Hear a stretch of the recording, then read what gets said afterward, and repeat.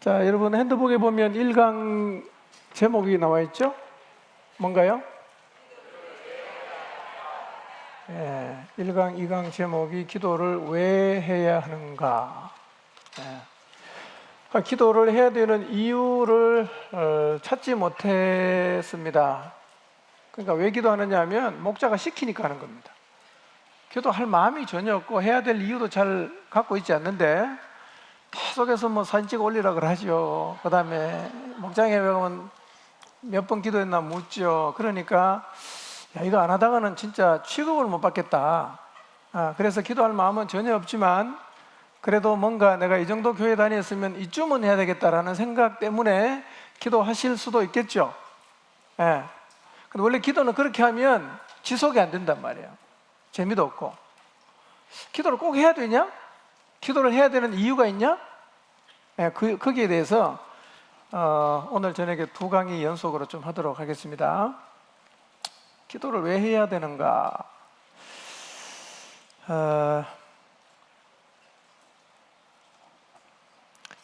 주제를 같이 한번 읽어보겠습니다. 시작. 네. 기도하는 바보가 됩시다. 어떤 사람이 너무 바쁘게 살고 또 할 일도 매우 많은데 비가 오나 눈이 오나 피곤하거나 바쁘거나 잠을 줄이고 그 다음에 자기 일을 조정해 가면서까지 하루에 3시간씩 꾸준하게 기도를 한다면 좀 지나치게 보일 수도 있습니다. 하루에 뭐 한 1시간만 기도해도 충분할 텐데 저 사람은 너무 기도를 많이 하는 것 같다. 또 하나님은 구하기 전에 이미 다 알고 계시는데 굳이 저렇게 시간에 쫓겨가면서 잠을 못 자면서까지 기도를 해야 되는가? 라는 생각이 들 수가 있습니다. 아마 여러분 중에도 그렇게 생각을 하시는 분이 계실 수가 있어요. 자, 그러면 이렇게 꾸준하게 기도를 많이 하는 사람은 과연 바보일까요? 지혜로운 사람일까요? 정답을 얘기하는 게 아니고 자기 생각을 얘기해야 됩니다.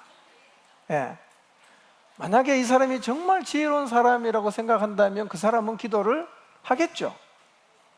근데 저럴 필요가 없는데 왜 저렇게까지 미련하게 하는가라는 생각을 하기 때문에 우리가 기도를 잘 안 하는 것입니다.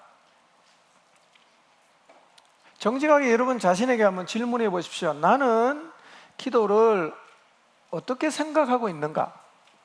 꼭 해야 되는 거야? 안 해도 괜찮아? 하면 좋지만 안 해도 괜찮아? 여러분은 기도에 대해서 갖고 있는 생각이 이 셋 중에 어디에 해당되는가를 한번 대답 안 해도 괜찮습니다. 자기 자신에게 한번 물어보시길 바랍니다. 나는 기도를 꼭 해야 되는 것이라고 생각하는가?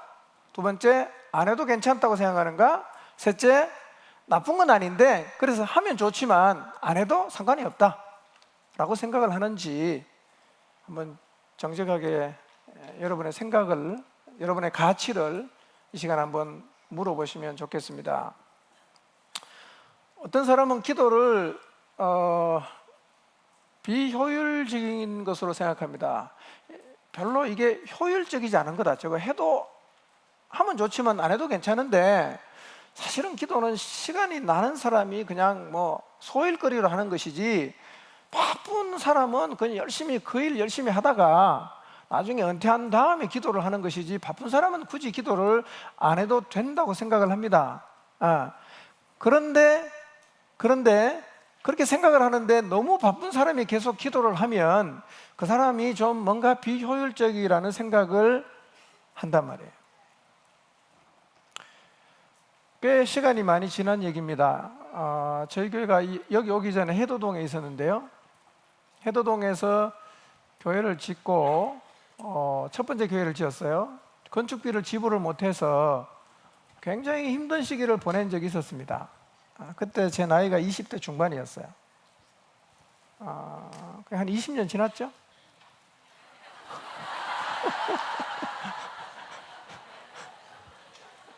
예, 아무튼 시간이 많이 흘렀어요. 그때 경제적으로 너무 힘이 들어서 그 당시에 담임 목사였던 아버님이 백방으로 다니면서 돈을 구하려고 했는데 돈을 못 구했어요. 너무 답답하니까 작정을 하고 우리 요즘엔 잘 안 가는데 참 우리가 많이 갔어요. 봉자선 기도원에 가서 이제 기도하러 가셨어요. 근데 기도하러 간 사이에 이 건축하신 분이 돈을 받으러 왔다가 못 만나고 돌아가는 일이 생겼어요. 그때 사람들이 이렇게 말했어요. 아니, 지금 같은 상황에서 목사가 기도만 하면 되는가? 그렇게 얘기했어요. 기도만 하면 되느냐? 아마 돈만 계속 구하러 다니면 뭐라고 말했을까요? 목사가 기도를 해야지 저렇게 돈만 구하러 다니면 되냐? 이렇게 말했겠죠. 이런 상황에서는 사실은 어떻게 처신을 해야 될지 쉽지 않습니다. 그런데 분명한 사실은 이런 때에도 우리는 하나님 앞에 기도를 해야 한다는 것입니다. 아마 여러분들 대부분은 기도를 해야 된다는 당위성은 다 갖고 계실 거라고 생각합니다. 기도는 해야 되는 거야 라는 생각을 하실 건데요, 기도하는 사람끼리 통하는 얘기입니다.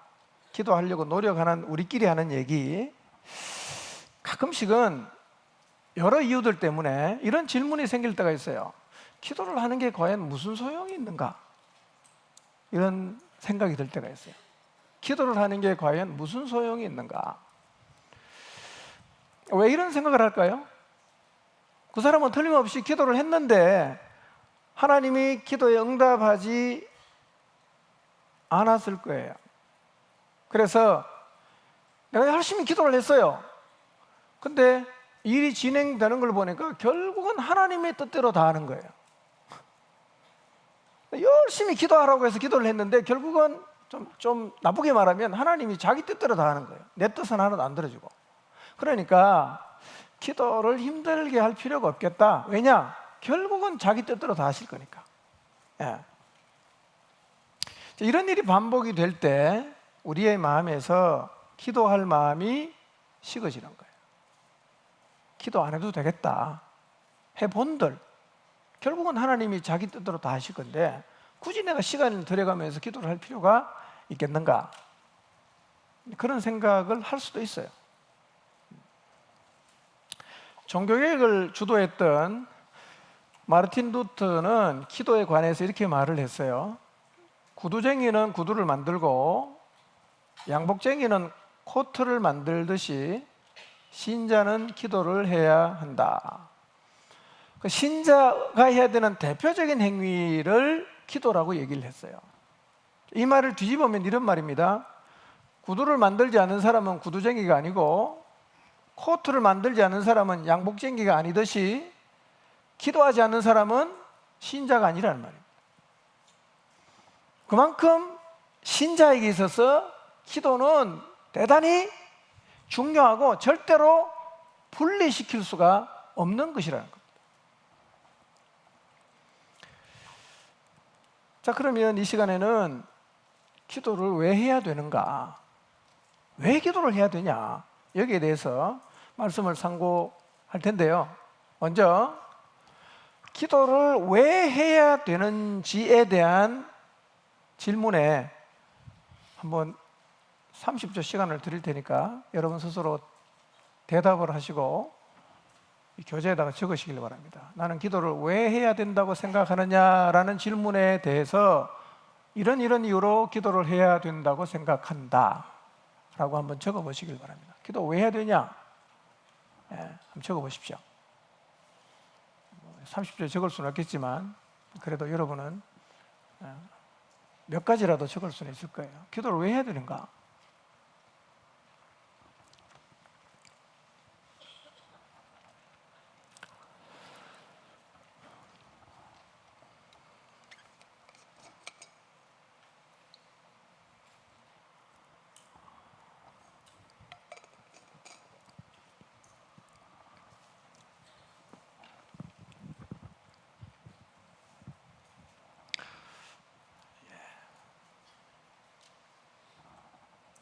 한 30분은 줘야 되는데 다 못 적어 써도 뭐 대충 여러분이 머릿속에 다 들어있을 테니까요. 이제 짝지를 하나 찾으시길 바랍니다. 그리고 옆에 있는 사람하고 자기가 기도해야 되는 이유를 한번 좀 얘기를 해보시길 바랍니다. 옆에 사람 아무나 찾아서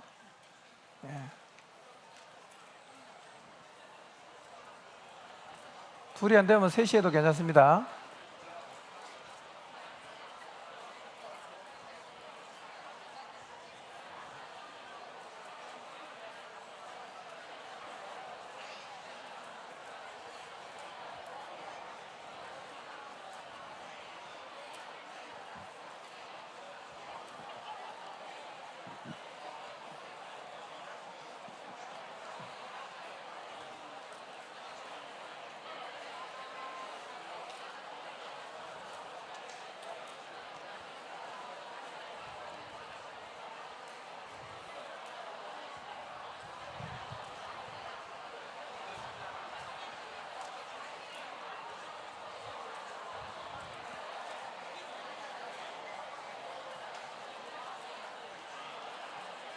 딴 얘기는 하시면 안 됩니다.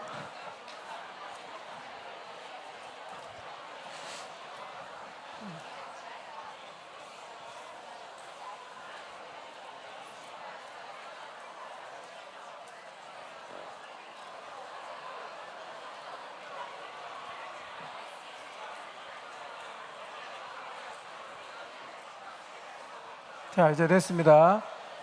내일 아침 반찬 얘기하시면 안 됩니다. 하이란 집사님, 물을 챙겨 주셔서 고마운데 다음부터는 따뜻한 물 주시면 좋겠어요. 따뜻한 물. 자, 오늘 이 시간을 통해서 우리 모두 다 하나님 앞에 기도하기로 결단하게 되시기를 바랍니다. 기도해야 되는 이유는 너무 많아요. 너무 많은데 이번 시간과 다음 시간에 제가 4가지를 말씀드리겠습니다. 기도를 해야 되는 이유 4가지. 물론 훨씬 더 많지만 4가지만 말씀드릴 텐데 이 4가지만 해도 우리는 충분히 기도를 해야 됩니다. 충분히 기도할 이유를 찾을 수가 있어요. 첫 번째로 기도를 해야 되는 이유가 있습니다. 자, 글씨 띄워지면 같이 읽어보겠습니다. 시작. 기도를 왜 해야 되느냐 하면 기도는 다 하나님께로 올라가기 때문입니다. 요한계시록 8장 3절과 4절을 보겠습니다. 읽습니다. 시작. 또 다른 천사가 와서 제단 곁에 서서 금향로를 가지고 많은 향을 받았으니 이는 모든 성도의 기도와 합하여 보좌 앞 금제단에 드리고자 함이라. 향연이 성도의 기도와 함께 천사의 손으로부터 하나님 앞으로 올라가는지라.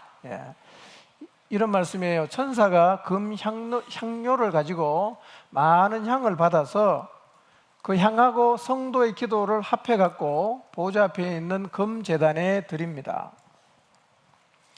천사가 많은 향을 받아서 성도의 기도와 합해서 그것을 보좌 앞 금단에 드리는 이유가 뭐냐면 그것은 기도에 하나님이 흠량하실 수 있는 향기를 더하기 위함입니다.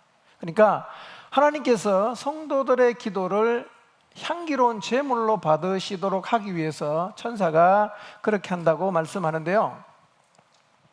향연이 성도의 기도와 함께 하나님 앞으로 올라갔다는 말의 의미는 우리가 이 땅에서 하나님께 올려드리는 기도가 하나님에게 상달이 되었다, 도착되었다라는 의미입니다. 왜 기도를 해야 되는가? 우리의 기도는 모두 아름다운 향과 함께 하나님에게 다 올라간다는 거예요. 여러분이 지금까지 살면서 하나님 앞에 나가서 드렸던 모든 기도는 없어진 게 하나도 없습니다. 다 하늘로 올라가 있어요. 우리가 왜 기도를 자꾸 안 하느냐 하면 기도해도 소용이 없다고 생각하는 이유가 뭐냐면 기도했는데 답이 없으면 없어졌다고 생각하는 거예요. 기도는 없어지지 않습니다. 하나님에게 다 올라가요. 자, 그런데 계시록 5장 8절을 보겠습니다. 읽습니다. 시작. 그 두루마리를 취하심에 내 생물과 24장로들이 그 어린 양 앞에 엎드려 각각 금은고와 향이 가득한 금 대접을 가졌으니 이 향은 성도의 기도들이라. 자, 8장에서는 향과 기도를 다르게 설명했는데 5장에서는 향하고 기도가 똑같이 얘기합니다. 어린 양 앞에 엎드려 각각 금은고와 향이 가득한 금 대접을 가졌는데 이 향이 뭐라고요? 성도의 기도다. 기도다. 그러니까 기도는 뭐냐? 하나님이 보실 때 하나님이 아주 좋아하시는 향이란 말이에요. 우리가 기도를 하면 하나님은 너무너무 좋아하신단 말이에요. 아름다운 향이에요. 그런데 8장 3절 4절 읽었는데 5절을 보면요, 성도들의 기도가 향연과 함께 하나님 앞으로 올라갔어요. 그런데 그 향로를 하나님이 땅에다가 쏟을 때가 있어요. 이게 뭐냐면 심판이에요. 심판.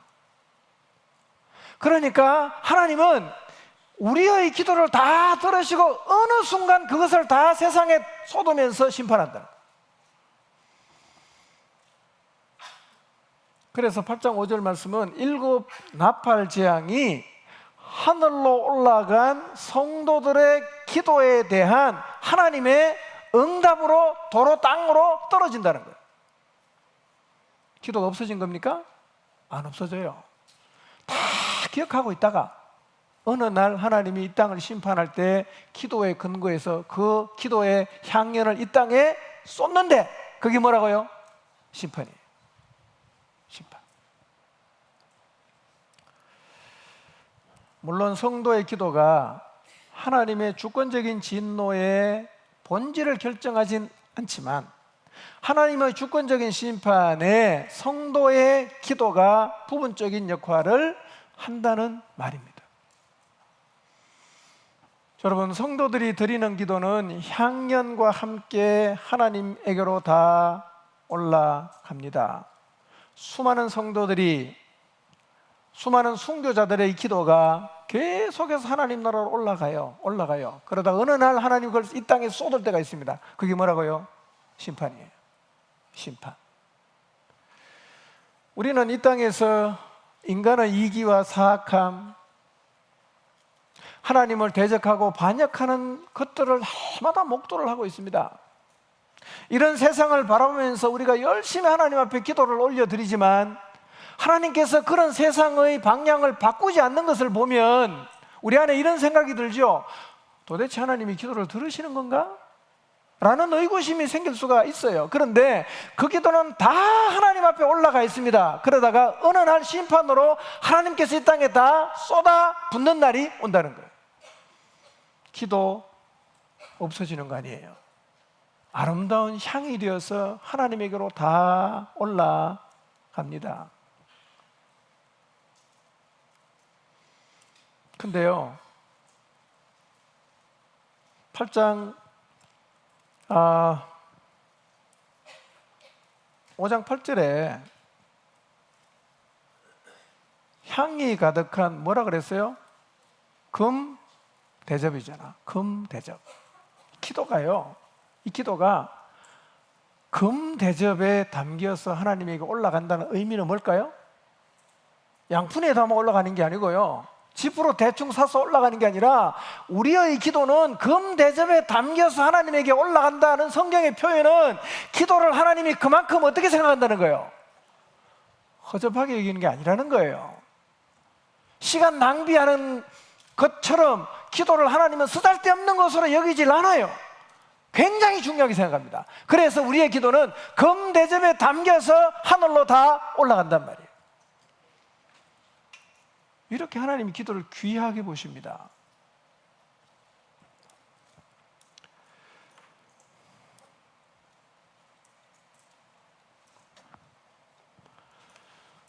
하나님은요, 우리가 드린 기도 다 기억하고 있습니다.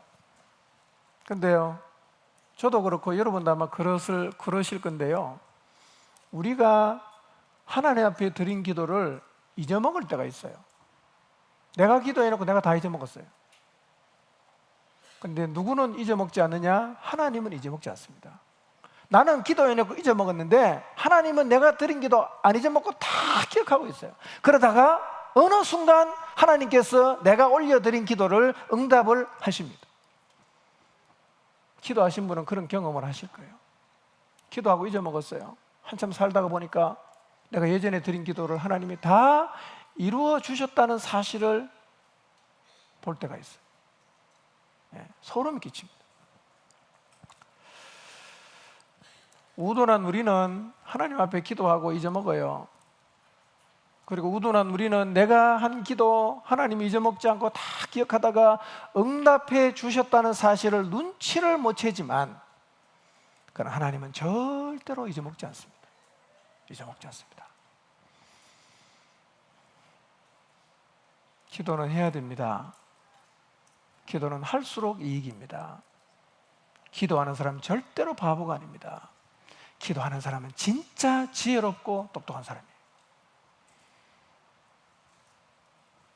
기도 안 하는 사람이 바보예요. 이렇게 하나님이 소중하게 여기시고 마치 하나님이 기뻐하시는 향기가 되어 올라가는 이 기도, 금대접에 담겨서 올라가는 기도, 하나도 잊어먹지 않고 다 기억하시는 이 기도를 안 하는 사람이 바보죠. 기도 많이 하는 사람이 가장 훌륭한 사람이에요. 가장 똑똑한 사람입니다. 그래서 하나님의 사람들이 기도에 관해서 남긴 이야기들은요, 기도하면서 기도가 얼마나 대단한지를 경험했기 때문에 하는 얘기입니다. 신자는 뭐 하는 사람이라고 루터가 말했습니까? 신자는 기도하는 사람이에요. 루터는 하루에 2시간씩 기도하는 사람이에요. 사도행전 10장 4절을 보겠습니다. 읽겠습니다. 시작.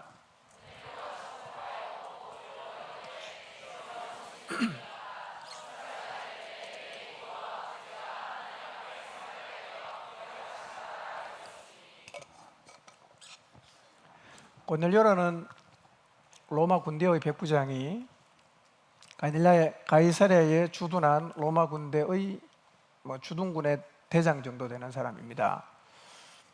이 사람이 늘 기도하고 구제하는 일을 해왔던 사람인데, 어느 날 오후에 3시쯤에 기도를 하다가 환상 가운데 자기를 찾아온 천사를 봤어요. 천사를 이렇게 주목해 보고 있는데 천사가 고넬료에게 이렇게 말합니다. 내 기도와 구제가 하나님 앞에 상달이 되어서 하나님이 기억하고 계신다 라고 얘기했어요. 너의 기도와 구제가 하나님 앞에 상달이 되어서 하나님께서 기억하고 계신다고 하시면서 고넬료의 기도를 따라 고넬료가 기도했을 것으로 우리가 보는 가족과 친지들이 복음을 들을 수 있는 길을 고넬료에게 천사가 가르쳐 줍니다. 그래서 천사가 가르쳐 준 대로 고넬료는 요빠에 있는 베드로에게 사람을 보내서 베드로를 초청하고 일가 친척이 다 모여서 베드로의 설교를 듣고, 그날 베드로의 설교를 들은 사람에게 성령이 내리는 놀라운 은혜를 경험하게 되었습니다. 고넬료가 일가 친척의 구원을 위해서 많이 기도를 했어요. 아무런 움직임이 없었어요. 어느 날 이 고넬료의 기도를 기억하고 계셨던 하나님께서 천사를 보내시고 베드로를 불러서 가족이 다 복음 앞에 서게 하시고 구원 얻는 은혜를 허락해 주셨습니다. 여러분이 누군가의 구원을 위해서 쉬지 않고 계속 기도한다면 기도해도 안 된 애가 아니라 하나님은 여러분의 기도를 다 기억하십니다. 다 기억하세요. 여러분이 죽은 뒤에라도 여러분의 기도를 하나님 기억하시고 여러분이 기도한 사람들을 주님 앞으로 인도하십니다. 기도는요, 하나님에게 상달되는 것입니다. 기도는요, 우리가 드린 기도는 하나님이 다 기억을 하십니다. 많이 기도하시기를 바랍니다. 많이 기도하십시오. 지금까지 여러분이 주님 앞에 올려드렸던 기도 다 하나님 앞에 올라갔습니다. 그리고 하나님 다 기억하시고 계십니다. 어느 날 하나님께서 고넬료의 기도를 응답하셨던 것처럼 우리의 기도도 응답하십니다. 아멘? 하십니다.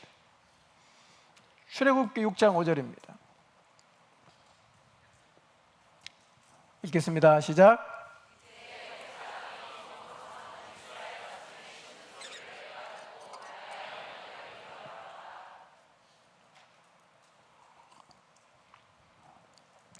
하나님께서 모세를 바로에게 보내시면서 이렇게 말씀하십니다.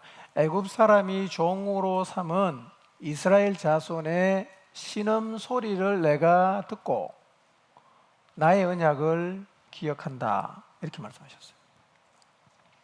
애굽인의 노예로 살면서 너무 고통을 겪는 이 히브리 사람들의 신음 소리를 하나님은 들으셨어요. 그리고 그들에게 하나님이 하셨던 언약을 기억하셨습니다. 그래서 하나님은 그들의 신음 소리를 들으시고 그들을 구원하기 위해서 누구를 부릅니까? 모세를 불러요.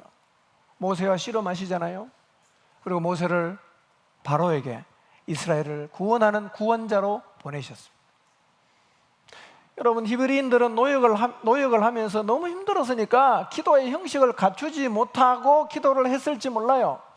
하루 종일 노역을 하면 집에 가면 피곤해서 쓰러져 잡니다. 이집트가 얼마나 더운 나라입니까? 성을 쌓고 있으니까. 그들은 힘든 노역을 하면서 순간순간 마음에서 하나님 앞에 마치 신음하듯이 마음에 있는 그 갈급함, 간절함을 토해내듯이 하나님 우리 좀 도와주세요. 그렇게 신음했어요. 하나님은 그들의 신음 소리를 들었습니다. 여러분, 인생 살다 보면 참 우리의 삶도 고통 가운데 설 때가 있지 않습니까? 기도할 힘조차 없어서 너무너무 힘드니까 그냥 푸념처럼 하나님 앞에 신음하던 내뱉는 소리가 있어요.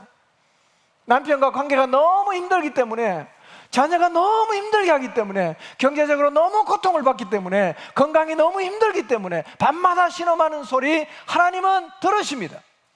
이스라엘 백성의 신음 소리만 들으신 게 아니라 우리들의 신음 소리도 하나님은 듣고 계십니다. 지금도.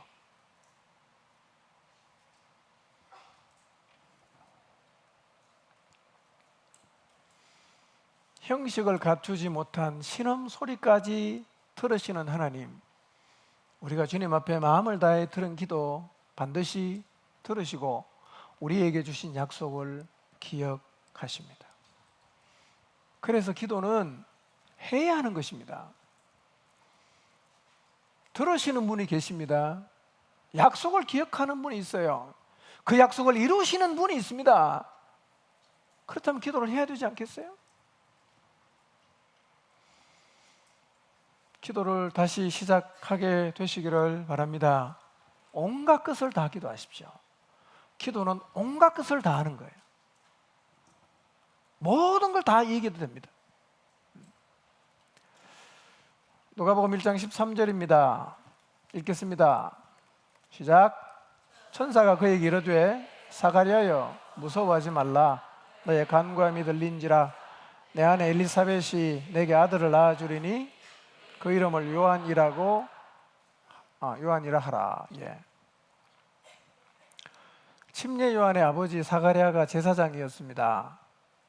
어느 날 성전에 가서 안에서 섬기고 있는데 가브리엘 천사가 내려와서 사가랴에게 이렇게 말하는 거예요. 너의 간구함을 들으셨다. 내 아내 엘리사벳이 아들을 낳아줄 것인데 그 아들의 이름은 요한이라고 해라. 이렇게 얘기를 해줬어요. 사가랴와 엘리사벳 부부는 오랜 세월 동안 자식을 달라고 하나님 앞에 기도했는데 두 사람이 나이가 많을 때까지 하나님이 자식을 주지 않았어요. 사가랴는 그 기도가 응답되리라는 생각을 못하고 있었습니다. 어쩌면 그 기도를 포기했을 수도 있어요. 누가복음 1장 18절에 보면 천사가 나타났을 때 사가랴가 천사에게 이렇게 말했어요. 읽어볼까요? 누가복음 1장 18절입니다. 읽습니다. 시작.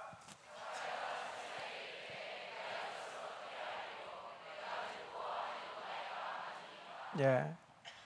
젊은 날부터 기도를 했는데 하나님이 자식을 안 주셨단 말이에요. 사가랴가 잊어먹고 있어요. 근데 하나님은 이 사가랴의 간구를 기억하고 계셨어요. 그리고 하나님의 때에 오셔서 너의 간구함이 들렸다. 내 아내 엘리사벳이 아들을 낳을 것이다 라고 얘기를 하셨습니다. 여러분, 기도는 허공을 향해서 아무도 듣는 사람이 없는데 막 고함 질러서 스트레스를 해소하는 게 아닙니다. 그래서 기도는 사라지는 게 아닙니다. 하나님의 보호자의 아름다운 향기가 되어서 올라가는 것이 기도이고, 올라만 가는 게 아니라 올라간 기도를 하나님은 다 기억하고 있습니다. 여러분, 절대로 기도하는 사람은 어리석은 사람이 아닙니다. 기도는 젊은 날 바쁜 시기를 다 지나고 은퇴하고 나이 든 사람, 할 일 없는 사람이 하는 것이라고 절대로 생각하지 마시기를 바랍니다.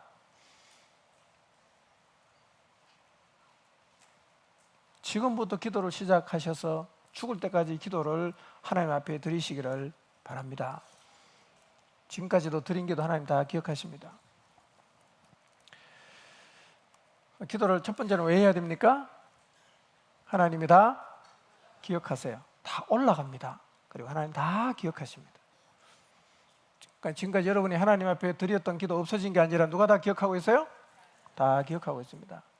그러니까 짬짬이라도 기도하면 하나님이 다 기억하시니까요. 기도를 많이 하시기를 바랍니다. 두 번째로 기도해야 되는 이유가 있어요. 볼까요? 시작.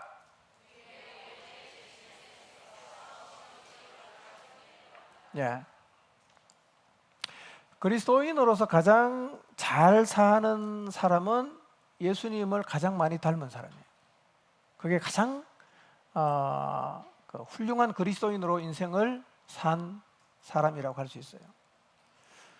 사람으로 이 땅에 오신 예수님의 삶은 사람으로 이 땅을 살아가는 우리가 어떻게 살아가야 되는지를 보여주시는 모델입니다. 모든 면에서 모델입니다. 그러니까 일단 우리는 이렇게 생각해야 됩니다. 예수님이 중요하게 생각하신 것은 내가 설령 다 이해를 못하더라도 일단은 그대로 따라해야 됩니다. 왜 주님이 그걸 했는가? 내가 잘 이해를 못해도 괜찮습니다. 일단은 어떻게 해라? 따라해봐야 됩니다. 따라해보면 왜 주님이 그것을 중요하게 여겼는지는 알게 되어 있습니다. 일단은 주님이 중요하게 생각한 것은 우리도 중요하게 생각해야 됩니다. 근데 예수님께서 이 땅에 살면서 가장 중요하게 여기신 게 뭐였을까요?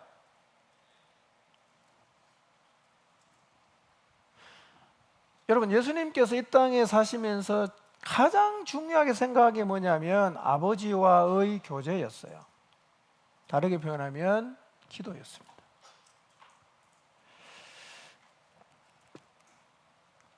예수님은 정말 기도를 많이 하셨어요. 특히 삶의 중요한 시점이 되면 아주 주님은 특별한 기도를 하셨는데요. 공적인 사역을 시작하기 전에 주님은 40일간 금식기도 하셨어요. 십자가를 앞에 두시고서는 천사가 와서 도와야 될 정도로 정말 피와 같은 땀을 흘리면서 거의 3시간 동안 한 가지 기도만 했습니다. 제자들을 선택하기 전에는 주님은 밤새워서 기도하셨어요.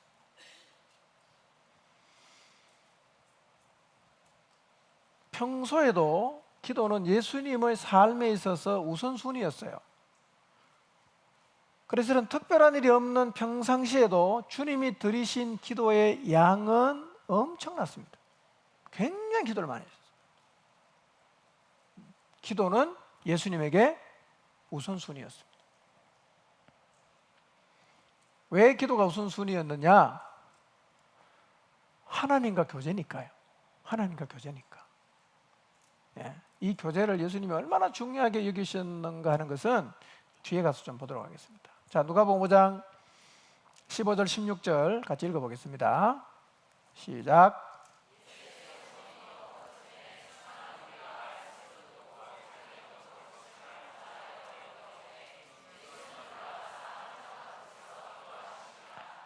자, 예수님께서 이 땅에 오신 목적이 뭐였나요? 뭐였죠? 세상을 구원하러 오셨잖아요. 그죠? 세상을 구원하러 오셨어요. 그러면 세상을 구원하러 오신 예수님이라면 사람이 몰려오면 뭐부터 해야 됩니까? 몰려오는 사람에게 복음을 먼저 전해야 될 것 같지 않습니까? 그렇죠? 그게 목적이니까. 그런데 사람을 구원하겠다고 오신 예수님이 사람이 몰려오는데 사람들을 물리치고 딴 데로 갑니다. 어디 가셨는가 봤더니 한적한 곳에 가서 기도하셨어요. 언뜻 보면 이해가 안 돼요. 사람을 구하러 오신 분이 사람이 몰려오면 그 사람부터 먼저 응대를 해야 되는데 사람이 몰려오는데 주님은 사람들을 피합니다. 그리고 한적한 곳으로 가셔서 뭘 하시는가 봤더니 기도를 하셨어요. 예수님의 이런 모습을 통해서 우리는 기도가 얼마나 중요한 것인지를 확인할 수가 있어요. 이 예수님이 보여주신 이 모습은 사람을 구원하는 일이 중요하지 않다는 의미가 아니라 사람을 구원하는 사명을 끝까지 제대로 감당하려고 하면 주님에게 지금 뭐가 필요하냐면 하나님 아버지와의 지속적인 교제가 절대적으로 필요했기 때문에 이보 전진을 위해서 뭘 했냐? 일보 후퇴를 하신 거예요. 기도를 위해서라면 주님은 일보 후퇴하셨습니다. 그러니 바쁘다고 기도 안 하는 우리의 모습을 주님은 이해를 못 하십니다. 야, 그게 더 중요한데? 그게 더 우선순위인데? 너 지금 거꾸로 하고 있구나. 우리에게 주님이 그렇게 말씀하실 거예요.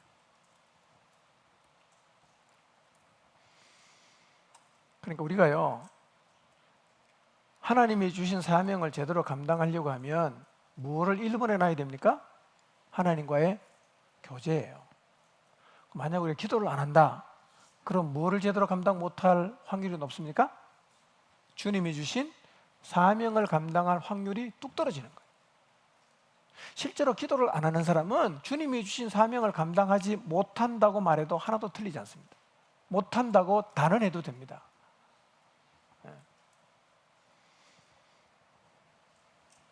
기억하십시오. 기도는 때로 우리가 사명이라고 생각하는 것을 뒤로 미루어야 될 정도로 우선순위가 되어야 하는 것입니다.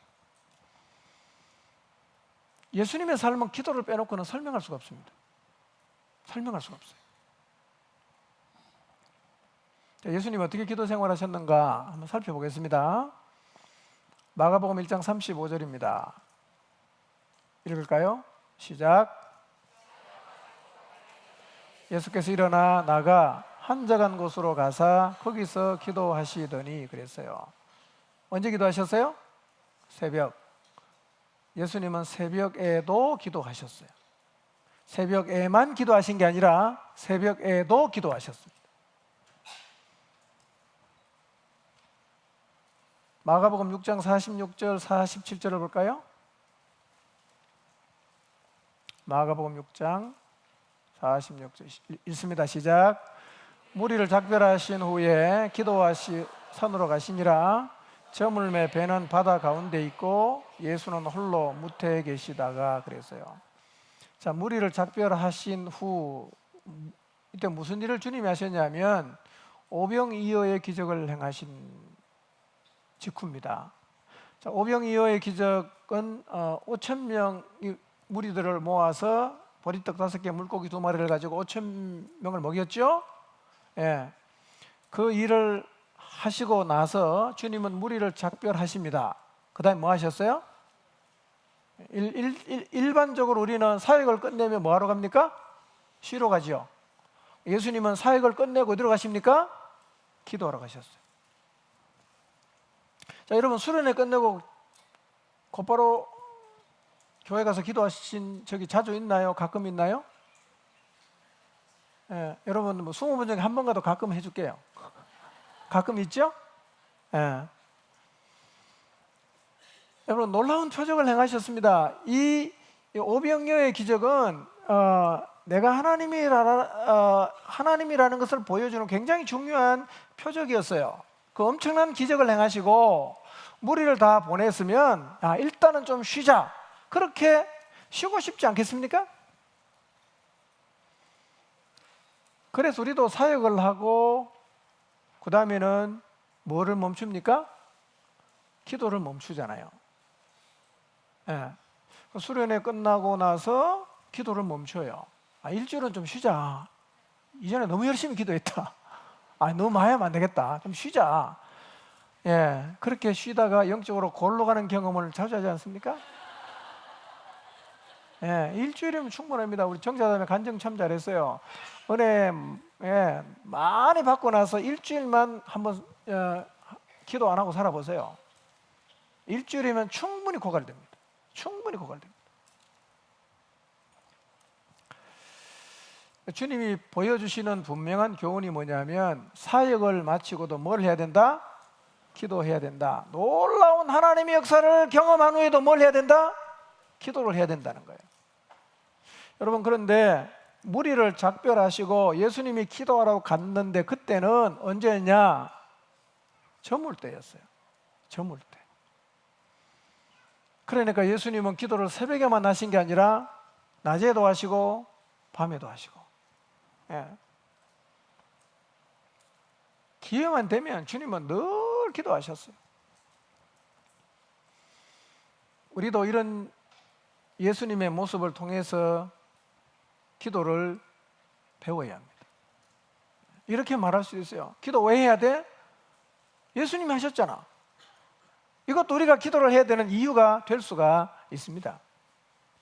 실제로 예수님은 제자들을 데리고도 기도하러 자주 가셨는데요. 누가복음 9장 28절을 한번 보겠습니다.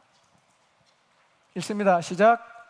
이 말씀을 하신 후 8일쯤 되어 예수께서 베드로와 요한과 야고보를 데리고 기도하시러 산으로 올라갔다. 예. 우리가 변화산상이라고 말하는 그 경험이 지금 이 산에서 일어났는데요. 여기도 올라가신 이유가 뭐 때문이었어요? 사실은 기도하러 가신 거예요. 기도하러. 예. 예수님은 모든 상황에서 기도하셨어요.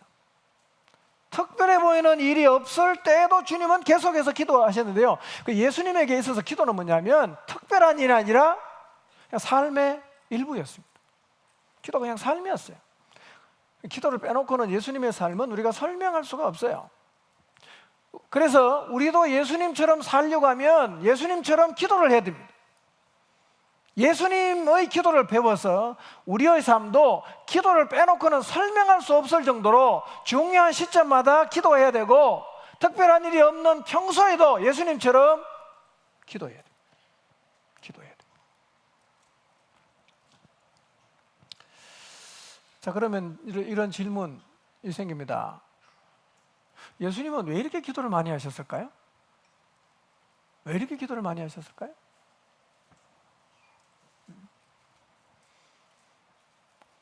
자기가 하나님이잖아.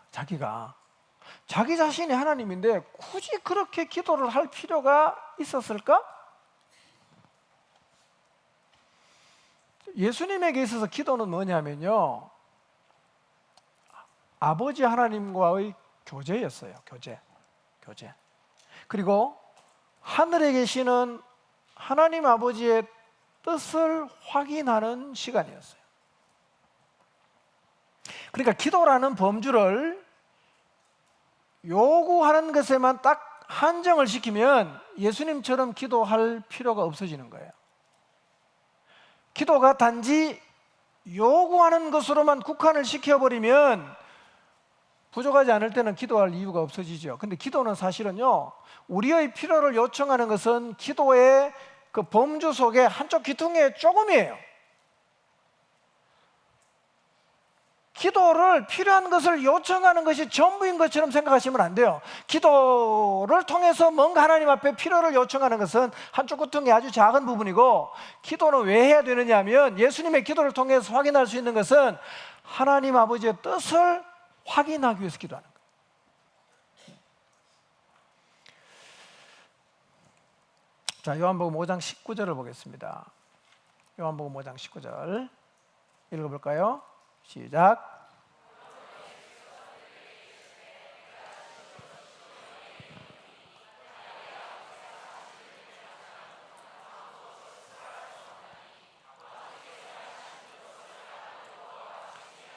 네, 이 말씀을 다시 한번 찬찬히 읽어보세요. 이해가 되십니까?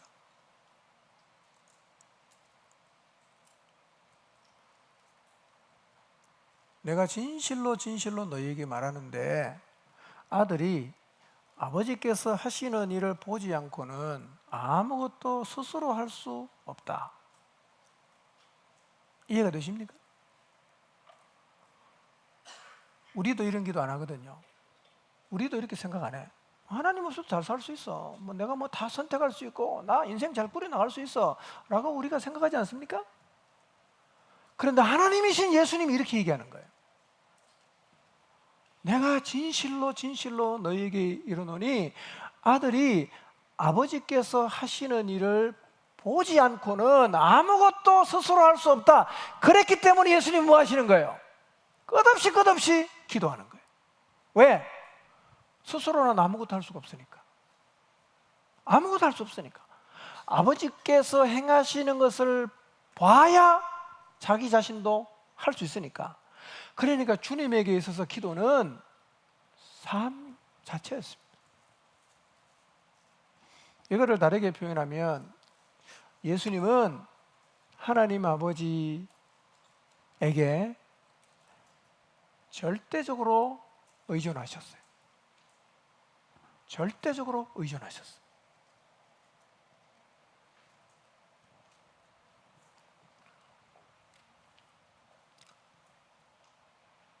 여러분, 하나님의 아들이신 예수님께서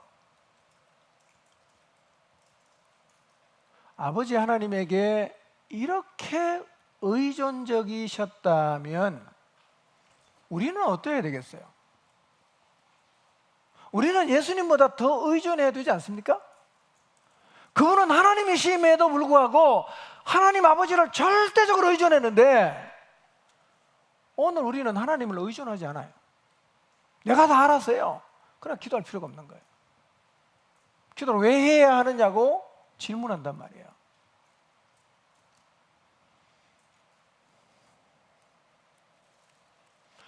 여러분, 예수님께서 하나님이신 그분이 아버지 하나님을 그렇게 의존하시고 아버지께서 하시는 일을 보지 않고는 나는 아무것도 스스로는 할 수 없다라고 말씀을 하셨다면 우리는 얼마나 더 많이 기도를 해야 되겠어요?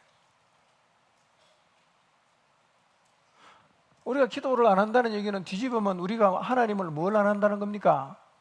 의존하지 않아요. 의존하지 않아요. 우리는 스스로 무슨 일이든 할 수 있다고 생각합니다. 웬만한 것은 하나님에게 묻질 않습니다. 다 알아서 해요. 그리고 한 걸음 더 나가서 이럴 수도 있어요. 하나님의 뜻 알려고도 하지 않아. 그냥 내 인생 내가 알아서 살면 되지. 뭐 그걸 다 물어보냐. 나 이렇게 살 거야.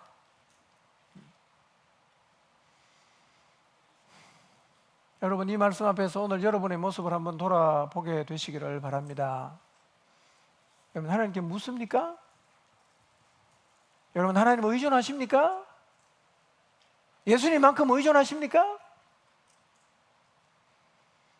하나님께 의존 안 하니까 기도 안 해도 되는 거예요. 근데 하나님을 의존하면 기도를 해야 됩니다. 물어봐야 되니까. 근데 여러분은 우리의 삶을 돌아보면 우리는 인생의 중대한 문제도 안 물어요. 결혼도 내 마음대로 해쁘잖아. 사업도 내 마음대로 하잖아. 인생의 중요한 기준 다 내가 알아서 하잖아. 묻질 않아요.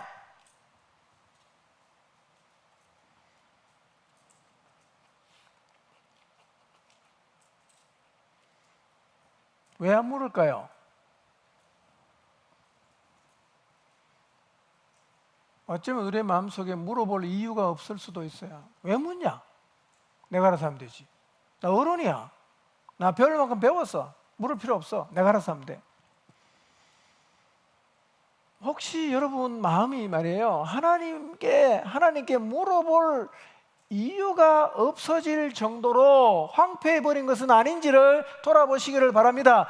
기도를 해야 될 이유를 찾지 못할 정도로 하나님을 전혀 의존하지 않고 살아가고 있는지를 돌아보시기를 바랍니다. 이런 사람이 어떻게 하나님의 뜻대로 인생을 사는 게 가능하겠으며, 이런 마음을 가진 사람이 어떻게 하나님의 뜻을 이루는 삶을 살아가는 게 가능하겠어요? 불가능하죠. 오늘 이 저녁에 저는 하나님께서 우리 모두에게 하나님을 절대적으로 의존해야만 한다는 마음을 부어주시기를 바랍니다. 하나님 의존해야 되겠다, 하나님 의존해야 되겠다, 내 삶의 전부를 절대적으로 하나님께 의존하자, 그렇게 주님 앞에 낮아진 마음으로 하나님을 의존하는 자리에 서게 되시기를 바랍니다. 하나님 의존해야죠. 예수님도 의존하셨는데. 이제 여러분의 삶의 작은 부분부터 주님에게 다 물어보시기를 바랍니다. 세상의 가치를 따라 다른 사람이 하는 거 따라서 가지 마시고 하나님께 물어보셔야 돼요. 누가 그렇게 물어봤어요? 예수님이 물어봤어요. 아버지께서 하시는 것을 보지 않고는 나는 아무것도 스스로 못한다. 예수님 바보입니까? 우리가 예수님보다 훌륭합니까? 그렇지 않잖아요.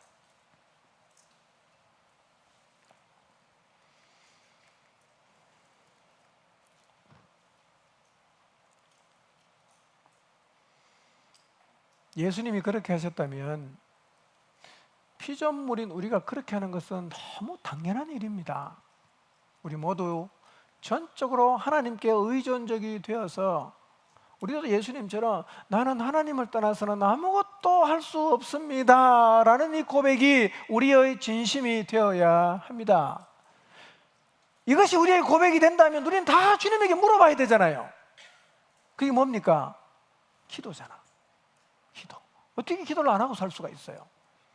기도를 안 하고 신자의 삶을 사는 게 어떻게 가능하고, 기도를 안 하고 하나님의 뜻을 따라 사는 게 어떻게 가능하고, 기도를 안 하고 하나님의 뜻을 이루는 삶이 어떻게 가능하냐 이 말이에요. 결국 기도를 안 하면 내 마음대로 사는 거예요. 내 마음대로. 하나님에게 의존하는 것이 복임을 믿으시기를 바랍니다. 하나님을 절대적으로 의존하며 사는 것이 신앙생활의 기본임을 믿으시기를 바랍니다. 여러분 마음을 한번 돌아보십시오. 나는 지금 하나님을 절대적으로 의존하는가? 하나님을 절대적으로 의존하는가? 나는 하나님 도와주지 않으면 아무것도 할 수 없습니다. 하나님 도와주세요. 하나님 붙들어 주세요. 하나님 인도해 주세요.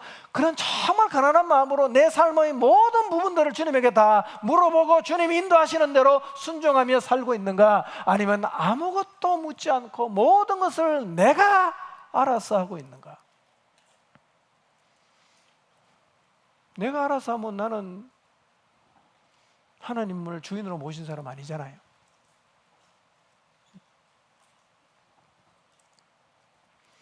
여러분의 인생을 돌아보십시오. 여러분 지나온 인생을 돌아봤을 때 나는 정말 하나님께 정말 시시콜콜한 문제까지 다 물어보고 살아왔다, 그런 생각이 드시나요? 아니면 돌아보니까 하나님께 물은 게 별로 없다, 나는 근본적으로 하나님을 의존하지 않고 그냥 내가 다 알아서 살아왔다. 돌아보니 여러분의 인생이 어떠했던 것 같습니까? 혹시 하나님에게 묻지 않고 인생을 내가 다 알아서 선택하고 결정하고 살았기 때문에 지금 돌아보니까 내 삶이 요동치고 있어요. 내 마음이 너무 황폐해졌어요. 내 삶이 흥커러진 실타래처럼 도저히 풀 수 없는 상황까지 가버리지는 않았습니까? 여러분 피조물인 우리가 하나님을 의존하지 않는 것은 매우 비정상입니다. 하나님에게서 독립하려고 하지 마십시오. 이게 죄의 근본이에요. 뭐가 죄입니까? 독립하는 거잖아요. 우리 하나님께 다 항복했잖아. 그럼 왜 하나님께 안 물어봐요? 우리가 지금처럼 살아가도 하나님의 뜻을 이루는 삶을 사는 게 가능할 것 같습니까? 가능하다고 생각할 수 있어요. 근데요, 돌아가서 한번 하나님께 물으면서 기도하면서 1년만 살아보세요. 아, 내가 인생 진짜 잘못 살았구나. 나도 알게 돼요.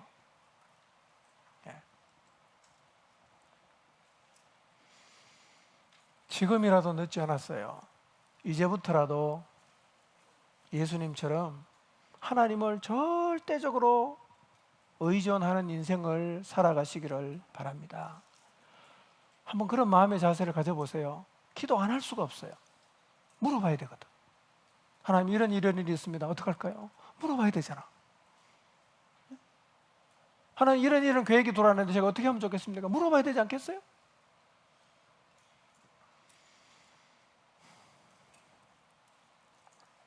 그런 자세를 가지면 자연스럽게 기도를 많이 하게 될 것입니다. 주님 앞에 나가 이렇게 한번 기도해 보세요. 하나님, 나는 아무것도 모릅니다. 내가 어떤 사람인지도 모르고 내가 뭘 잘하는지도 모르고 인생을 어떻게 살아야 되는지도 잘 모르겠습니다. 오늘도 모르지만 내일은 더 모릅니다. 나는 스스로 아무것도 할 수가 없습니다. 하나님, 저를 좀 가르쳐 주십시오. 하나님, 저를 좀 이끌어 주십시오. 그런 마음으로 전적으로 하나님을 의존하고 이제는 기도로 그분과 깊이 교제하며 살아가게 되시기를 바랍니다. 자녀 키우는 게 힘드십니까? 부부관계 풀기 어렵습니까? 여러분의 경제 문제 해답이 없습니까? 사람과의 관계 잘 안 됩니까? 이제라도 하나님을 절대적으로 의존해 보시길 바랍니다. 그리고 하나님이 하라는 대로 한번 순종해 보십시오. 그 자리에 서기 위해서 우리가 당장 실천해야 되는 게 뭐냐? 예수님처럼 기도를 해야 됩니다. 기도를 해야 돼요. 여러분, 하루에 얼마 동안 기도하십니까? 혹시 아예 기도 안 하고 사시는 분 계시나요? 그렇게 살면 희망이 없습니다, 여러분. 그렇게 살면 예수님처럼 살 수가 없어요. 우리의 모델이 되시는 예수님이 그렇게 안 사셨단 말이에요.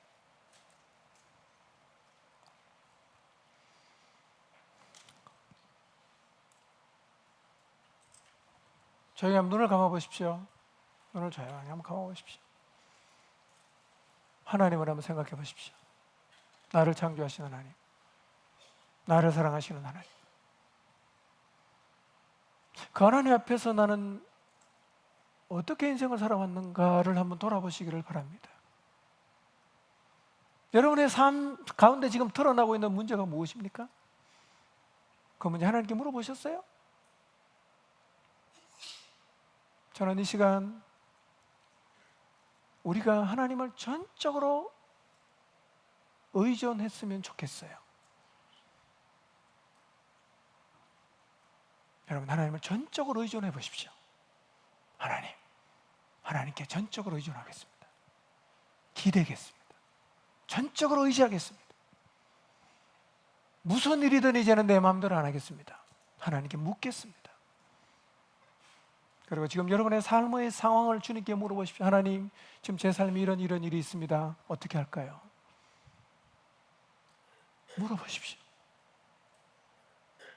절대적으로 하나님을 의존해 보시기를 바랍니다. 하나님을 절대적으로 의존하면 예수님처럼 기도를 많이 할 수밖에 없습니다. 이 시간 당장 주님 앞에 나가서 물어봐야 할 게 무엇인지를 한번 생각해 보십시오. 뭘 주님에게 물어봐야 되겠는가?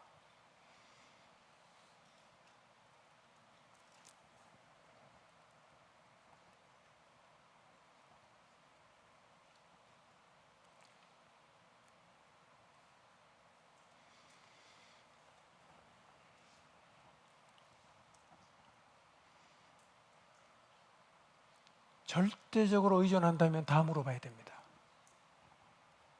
물을 게 많을 거예요. 물을 게 없다는 얘기는 의존을 안 하고 있다는 얘기입니다.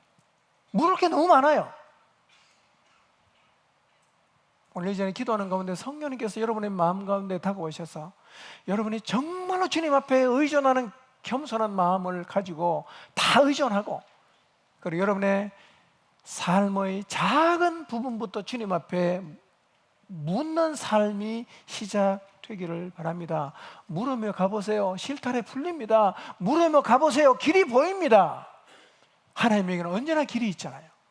하늘로도 길을 열고 바다에도 길을 열고 광야에도 길을 열고 하나님에게 길이 무궁무진하게 많습니다. 내가 찾아가면 길이 없는데 하나님이 길 열어주면, 여러분, 길이 없어 보이는 그곳에서도 하나님은 길을 만드세요. 문제가 뭐냐? 의존을 안 하는 거예요. 하나도 물어보질 않는단 말이에요. 이게 문제란 말이에요.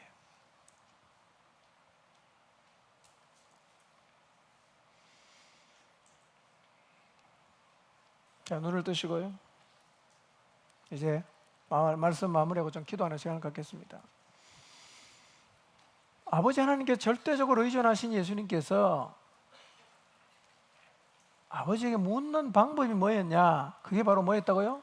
그게 기도였어요. 가서 묻는 거예요. 달라고 한 게 아니라 물었단 말이에요. 여러분의 삶의 전부를 의존하면 얼마나 많이 물어봐야 되겠어요? 얼마나 많이 기도를 해야 되겠어요? 십자가를 앞에도 그렇게 기도를 많이 하시잖아. 제자를 선택하기 전에 밤새워 기도하시잖아. 공생의 사역 시작하기 전에 40일 금식하시잖아. 오병이어의 기적을 끝난 이후에 또 산에 가서 밤새워서 기도하시잖아. 다 뭐 하는 거예요? 다 묻는 거예요. 감사하고 묻고 감사하고 묻고. 여러분, 그렇기 때문에 예수님의 삶 속에서 기도를 빼놓는 것은 상상할 수가 없어요. 기도를 빼놓을 수가 없단 말이에요. 우리가 예수님을 닮아가려고 한다면 우리의 삶에서도 기도는 빼놓을 수가 없는 것이란 말이에요. 기도 안 할 수가 없어요. 기도 안 하고는 살 수가 없단 말이에요. 만약에 여러분 기도 안 하고도 잘 살 수 있다고 생각을 하셨다면 내가 하나님을 정말 의존을 안 했구나, 하나님 믿는다고 말하면서 인생은 다 내가 알아서 살았구나 라는 사실을 깨닫게 되시기를 바랍니다. 그리고 그것을 진심으로 하나님 앞에 회개하시기를 바랍니다. 그리고 오늘 이 저녁에 주님 앞에 다시 하나님을 전적으로 예수님처럼 의존하며 살아가겠다고 고백하게 되시기를 바랍니다. 같이 한번 기도하겠습니다.